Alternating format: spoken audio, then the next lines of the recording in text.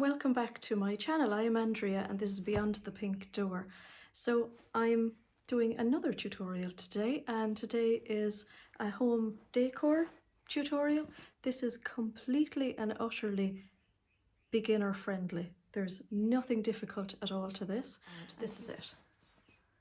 So it's this cushion with a swag attached. That's a brooch in the middle, and honestly this is the easiest but most impressive looking cushion cover that I've ever taught. And I know for a fact that anytime I've actually taught this class physically, people have absolutely loved it and they've been dying to get home and see what other fabrics they can put together. So this one is made from two silk fabrics that I have. I just have loads and loads of leftover fabrics from when I had a curtain shop many moons ago, and silks work beautifully in this, but really as long as the two fabrics are nice and complementary, it'll work too. In the past I've seen people make them with using a scarf to put across the middle of it. So I did actually go looking for scarves, but I've had a bit of a clear out lately and I think a lot of my scarves are gone to the charity shop. So anyway, hey ho. It actually takes me longer to choose which fabrics to use than it does to make the cushion. It's just so simple, and the brooch in the middle just gives it a lovely little elegant look. So I think this would be lovely on like a little chair in your bedroom or in your bathroom, maybe something like that. I've made them before by not using a brooch but by using like a little bracelet wrapped around the fabric as well. Really, the sky is the limit. You know, as long as the two fabrics look nice together, they're going to work on this cushion. Yeah, so I really hope you enjoy making one of these. So let's get into the video. So the birds are singing, the sun is shining, it's all happening. I'm going to show you how to make this lovely cushion. So what you need is a cushion pad, a plain fabric, a coordinating fabric, and a brooch. Any brooch will do. So I've measured my cushion filler. It's a feather one. I like the feather ones, and it's 16 inches square. So I measured from one side seam to the other, and it's 16 inches. So I've cut. This cushion is going to have a fold back on it rather than a zip. So I've cut my front piece 18 inches square. I've cut it 18 inches so that I'll have an inch of a seam allowance, just because this is dupion silk and it tends to fray a lot. So normally if I was making a woven cotton cushion cover, I would cut it 17 inches square. And I have my two back pieces, which are 18 by 13, and I've already sewn a little double hem on these. So that's the side that's going to lap over, and just on one side, not the other side. Okay, so we can put them to one side. And I also have my coordinating piece. Now I didn't have a big enough piece, so I had to put a seam in the middle of it. And I've also done a double hem on each end of this.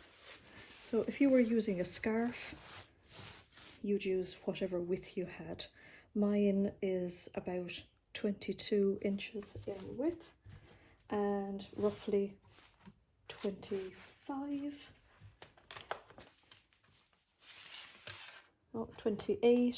but I think 25 is plenty.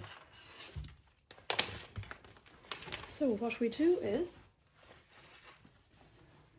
we get our main fabric,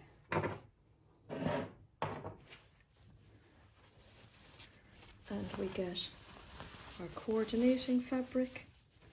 We place the coordinating fabric on top. We literally gather it in the middle, so it's like you're gathering a bow. It doesn't have to be dead central. I've made these before by putting the brooch up here, so it's like an offset bow, but I think I'm going to put it in the middle. I'm going to get my brooch. I'm putting it through the main fabric, and I'm catching the coordinating fabric in it, and I'm closing it.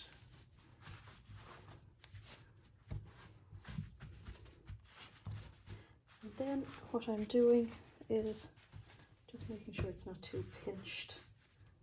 What I'm going to do with this then is just splay it out like a fan. Yeah, I'm pretty happy with that.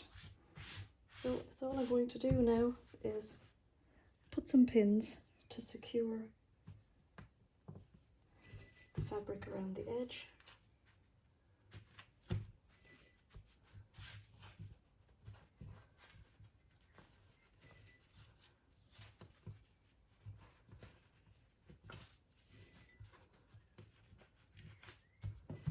I'm just checking underneath where the edge of my main fabric is.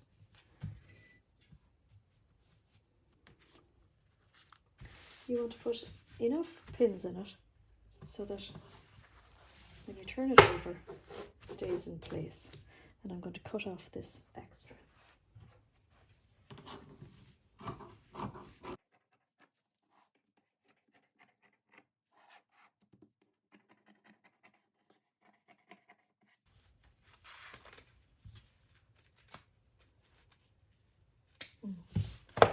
Just be careful with pins sticking out.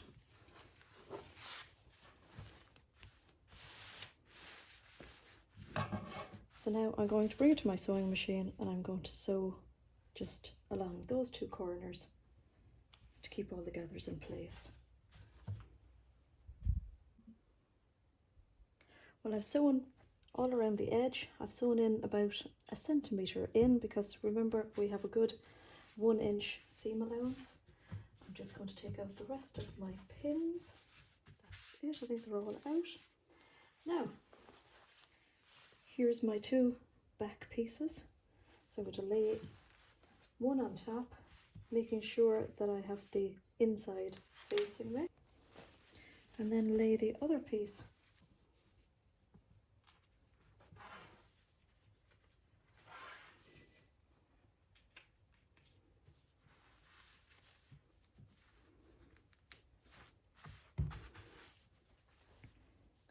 Now, ready for the sewing machine. I'm going to sew 1 inch in as a seam allowance.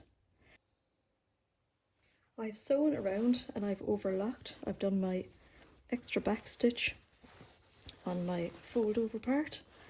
Now, I don't tend to cut off my corners, particularly when it's silk, because it frays so much. So I have this little folding method. I'll show you on one of the easier corners. So I put my 2 thumbs into the corner. I fold one behind, the other behind. I hold on to that and I push the corner out. And I'm happy with that. So I'm going to do that on all the others.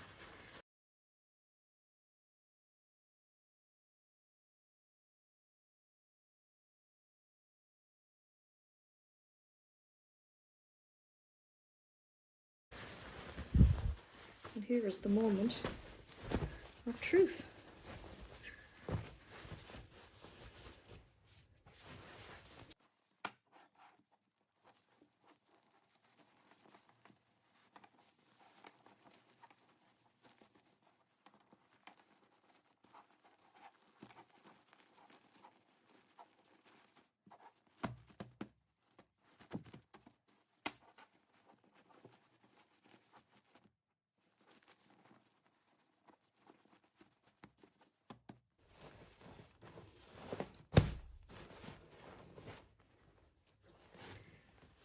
Now, I think that looks pretty good. You could, of course, put a zip onto the back of it, which probably would keep its shape better, but I wanted to make this tutorial for a complete beginner, so I think that's very, very doable for a complete beginner. And I'd be very happy to show off that as my beginner project. Well, what did you think of that? Wasn't that just so easy? Now, I will admit, the silk makes the folding of the swag across the front really, really simple. So if you make one, please tag me on Instagram because I'd absolutely love to see it. And if you haven't subscribed already, please subscribe and hit the notification bell so that you'll be notified of any other videos, because I am definitely going to make some more. So until the next video, thanks so much for watching and goodbye for now.